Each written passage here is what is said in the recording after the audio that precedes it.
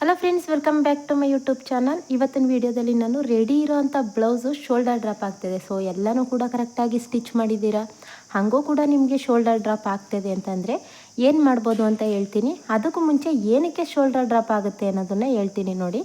First point ಬಂದು ನಿಮಗೆ shoulder drop ಆಗೋದಕ್ಕೆ ಮೇನ್ ರೀಸನ್ ಬಂದು ಈ ಕಂಕ್ಳ ಹತ್ರ ನೀವು ಕರೆಕ್ಟಾಗಿ ಕಟಿಂಗ್ ಮಾಡ್ಕೊಂಡಿಲ್ಲ ಅಂದರೆ. ಅವ್ರದ್ದು ಕಂಕ್ಳು ಕರೆಕ್ಟ್ ಇತ್ತು ಅಂತಂದರೆ ಬ್ಲೌಸಲ್ಲೇ ತಗೊಳ್ಳಿ, ಇಲ್ಲ ಅಂತಂದರೆ ನೀವು ಬೆಸ್ಟ್ ಅಂದರೆ ಬಾಡಿ ಮೆಜರ್ಮೆಂಟ್ ತೊಗೊಂಡ್ಬಿಡಿ. ನಾನು ನೆಕ್ಸ್ಟ್ ವೀಡಿಯೋಗಳಲ್ಲಿ ಅಪ್ಲೋಡ್ ಮಾಡ್ತೀನಿ ಬಾಡಿ ಮೆಜರ್ಮೆಂಟ್ ಕೂಡ ಹೇಗೆ ತಗೊಳ್ಳೋದು ಅಂತ. ಸೊ ಕಂಕ್ಳು ಕರೆಕ್ಟಾಗಿ ಕಟ್ ಮಾಡಲಿಲ್ಲ ಅಂತಂದರೆ, ಚಿಕ್ಕದಾಯಿತು ಅಂತಂದರೆ, ಈ ರೀತಿ ಚಿಕ್ಕದಾಯಿತು ಅಂದರೆ ನಿಮಗೆ ಎಳೆದಾಗ ಅದು ಕಂಕ್ಳ ಹತ್ರ ಕರೆಕ್ಟಾಗಿ ಹೋಗಿ ಕೂರೋದಿಲ್ಲ. ಅವಾಗೇನಾಗುತ್ತೆ, ಆಟೋಮೆಟಿಕಲಿ ನಿಮಗೆ ಶೋಲ್ಡರ್ ಡ್ರಾಪ್ ಆಗುತ್ತೆ. ಸೊ ಫಸ್ಟ್ ಪಾಯಿಂಟ್ ಬಂದು ನೀವು ಕಂಕ್ಳ ಹತ್ರ ಕರೆಕ್ಟಾಗಿ ತಗೋಬೇಕು. ಸೊ ನೆಕ್ಸ್ಟ್ ಪಾಯಿಂಟ್ ಬಂದು ಸ್ಲೀವ್ಸ್ ಟೈಟ್ ಆದಾಗಲೂ ಕೂಡ ಶೋಲ್ಡರ್ ಡ್ರಾಪ್ ಆಗುತ್ತೆ. ಸ್ಲೀವ್ಸ್ನ ಯಾವುದೇ ಕಾರಣಕ್ಕೂ ಎಷ್ಟಿರುತ್ತೆ ಅಷ್ಟಕ್ಕೇ ಕರೆಕ್ಟಾಗಿ ಕುತ್ಕೋಬೇಕು. ನೀವು ಟೈಟ್ ಮಾಡ್ತು ಅಂತಂದರೆ ಅದು ಮೇಲ್ಗಡೆಗೆ ಬರೋದಿಲ್ಲ ಸ್ಲೀವ್ಸು. ಆವಾಗಲೂ ಕೂಡ ಏನಾಗುತ್ತೆ, ಮೇಲ್ಗಡೆಗೆ ಬರಲಿಲ್ಲ ಅಂತಂದರೆ ಆಟೋಮೆಟಿಕಲಿ ನಿಮಗೆ ಶೋಲ್ಡರ್ ಡ್ರಾಪ್ ಅನ್ನೋದು ಹಾಗೆ ಆಗುತ್ತೆ. ಅದಾದ ನಂತರ ಇನ್ನೊಂದು ಪಾಯಿಂಟ್ ಬಂದು ನಿಮಗೆ ಸೊಂಟದ ಹತ್ರ ಟೈಟ್ ಆದರೂ ಕೂಡ ಶೋಲ್ಡರ್ ಡ್ರಾಪ್ ಆಗುತ್ತೆ. ಸೊಂಟದ ಹತ್ರನೂ ಕೂಡ ಅಷ್ಟೇ, ಎಷ್ಟು ಅಳತೆ ಇದೆ ಅಷ್ಟೇ ಅಳತೆಗೆ ನೀವು ಸ್ಟಿಚ್ ಮಾಡಬೇಕು. ಇದಾದ ನಂತರ ನೆಕ್ ವಿಡ್ತು ಯಾವ್ಯಾವ ಅಳತೆಗೆ ಎಷ್ಟೆಷ್ಟು ತಗೋಬೇಕು ಅದೇ ಅಳತೆಗೆ ತಗೋಬೇಕು. ಡೀಪ್ ಜಾಸ್ತಿ ಇದ್ದಷ್ಟು ನೆಕ್ ವಿಡ್ತ್ ಅನ್ನೋದನ್ನು ಕಡಿಮೆ ಮಾಡಬೇಕು, ಡೀಪ್ ಕಡಿಮೆ ಇದ್ದಷ್ಟು ನೆಕ್ ವಿಡ್ತನ್ನ ಜಾಸ್ತಿ ಮಾಡಬೇಕು. ನೆಕ್ ವಿಡ್ತ್ ಜಾಸ್ತಿ ಆದರೂ ಏನಾಗುತ್ತೆ, ಆಟೋಮೆಟಿಕಲಿ ನಿಮಗೆ ಶೋಲ್ಡರ್ ಅನ್ನೋದು ಡ್ರಾಪ್ ಆಗುತ್ತೆ. ಸೊ ಇದಿಷ್ಟು ಪಾಯಿಂಟ್ಗಳಾಯ್ತಲ್ವ. ಇವಾಗ ರೆಡಿ ಇರೋವಂಥ ಬ್ಲೌಸು ಶೋಲ್ಡರ್ ಡ್ರಾಪ್ ಆದರೆ ನಾವು ಏನೆಲ್ಲ ಮಾಡ್ಬೋದು ಅನ್ನೋದನ್ನು ತೋರಿಸ್ಕೊಡ್ತೀನಿ. ಸೊ ಬೆಸ್ಟ್ ಅಂದರೆ ಇನ್ನು ಆಲ್ರೆಡಿ ನೀವು ಸ್ಟಿಚ್ ಮಾಡಿಬಿಟ್ಟಿರ್ತೀರ, ಬಟ್ ಅದು ಶೋಲ್ಡರ್ ಡ್ರಾಪ್ ಆಗ್ತಿದೆ ಅಂತಂದರೆ ಇನ್ನೇನು ಮಾಡೋದಕ್ಕಾಗೋದಿಲ್ಲ ಅಲ್ವಾ.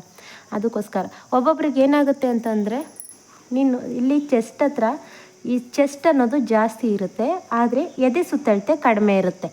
ಸೊ ನೀವೇನು ಮಾಡ್ತೀರಾ, ಚೆಸ್ಟ್ ಹತ್ರ ಜಾಸ್ತಿ ಇದೆ ಅಂದ್ಬಿಟ್ಟು ಈ ರೀತಿ ಅಳತೆ ತಗೊಂಡು ಇಲ್ಲೂ ಕೂಡ ಸ್ಟ್ರೈಟ್ ಲೈನ್ ಹಾಕ್ದಾಗ ಏನಾಗುತ್ತೆ, ಇದು ಉಕ್ಸ್ ವೇರ್ ಮಾಡಿದಾಗ ಲೂಸ್ ಆಗುತ್ತೆ. ಈ ರೀತಿ ಇದು ಲೂಸ್ ಆದಾಗ ಏನಾಗುತ್ತೆ, ಶೋಲ್ಡರ್ ಡ್ರಾಪ್ ಆಗುತ್ತೆ. ಅದಕ್ಕೆ ಏನು ಮಾಡಬೇಕು ಅಂತಂದರೆ, ಉಕ್ಸ್ ಪಟ್ಟಿ ಕಡೆ ಆದರೂ ತಗೊಳ್ಳಿ, ಇಲ್ಲ ಕಾಜಾ ಪಟ್ಟಿ ಕಡೆ ಆದರೂ ತಗೊಳ್ಳಿ.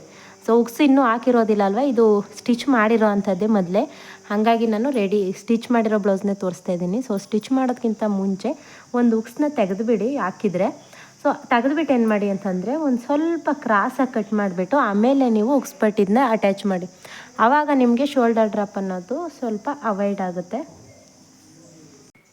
ಸೊ ಇನ್ನೊಂದು ಪಾಯಿಂಟ್ ಬಂದು, ಇವಾಗ ಇಲ್ಲಿ ಕಟ್ ಮಾಡಿ ನೀವು ರೆಡಿ ಮಾಡ್ಕೊಂಡ್ರಿ ಅಲ್ವಾ, ಇನ್ನೊಂದು ಏನು ಮಾಡ್ಬೋದು ಅಂತಂದರೆ, ನೀವು ದಾರ ಸೈಡು ಕಾಜಾ ಸೈಡು ಇಲ್ಲಿ ಸ್ವಲ್ಪ ಈ ರೀತಿ ಫೋಲ್ಡಿಂಗ್ ಮಾಡಿ ಹಿಡಿಬೋದು ನೋಡಿ.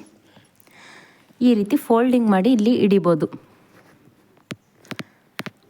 ಇಲ್ಲಿ ಸ್ವಲ್ಪ ಹಿಡಿದ್ರೂ ಕೂಡ ನಿಮಗೆ ಈ ರೀತಿ ಕೂರುತ್ತೆ. ಅಲ್ಲಿ ನಿಮಗೆ ನೆರಿಗೆ ಬರಬಾರ್ದು, ಆ ರೀತಿ ಹಿಡೀರಿ. ಹಂಗಂದ್ಬಿಟ್ಟು ನೆರಿಗೆ ಬರೋ ಥರ ಹಿಡಿಬೇಡಿ ನೋಡಿ. ಈ ರೀತಿ ಇಟ್ಕೊಂಡು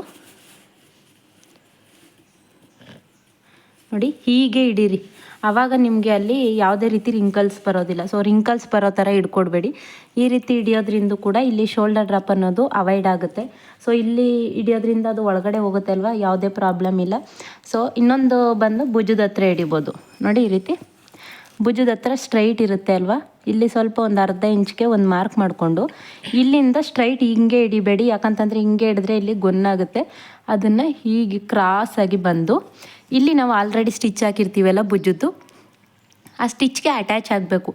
ಆ ರೀತಿ ಕ್ರಾಸಾಗಿ ಹಿಡಿದ್ರೂ ಕೂಡ ನೋಡಿ, ಈ ರೀತಿ ಕ್ರಾಸಾಗಿ ಬರಬೇಕು. ಆವಾಗ ನಿಮಗೆ ಶೋಲ್ಡರ್ ಡ್ರಾಪ್ ಅನ್ನೋದು ಅವಾಯ್ಡ್ ಆಗುತ್ತೆ. ಸೊ ಅವರು ದಾರ ಇಟ್ಕೋತೀನಿ ಅಂತಂದರೆ ನೀವು ಬ್ಯಾಕ್ ಸೈಡು ದಾರ ಕೂಡ ಇಟ್ಕೊಡ್ಬೋದು. ಇದರಿಂದ ಕೂಡ ನಿಮಗೆ shoulder drop.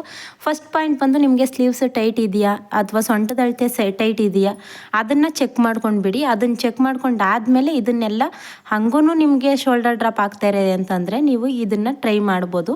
So best way ಅಂತಂದರೆ, ನೀವು ಕಟಿಂಗ್ ಮಾಡುವಾಗಲೇ ಕರೆಕ್ಟಾಗಿ ಕಟ್ ಮಾಡ್ಕೊತು ಅಂದರೆ ಯಾವುದೇ ರೀತಿ ಶೋಲ್ಡರ್ ಡ್ರಾಪ್ ಅನ್ನೋದು ಆಗೋದಿಲ್ಲ. ಸೊ ವಿಡಿಯೋ ಹೆಲ್ಪ್ ಆಯಿತು ಅಂತಂದರೆ ವಿಡಿಯೋನಿಗೆ ಲೈಕ್ ಮಾಡಿ. ಹಾಗೆಯೇ ಹೊಸ್ದಾಗಿ ನೋಡ್ತಾ ಇದ್ದೀರಾ ಅಂತಂದರೆ ಪ್ಲೀಸ್ ಚಾನಲ್ಗೆ ಸಬ್ಸ್ಕ್ರೈಬ್ ಮಾಡ್ಕೊಳ್ಳಿ.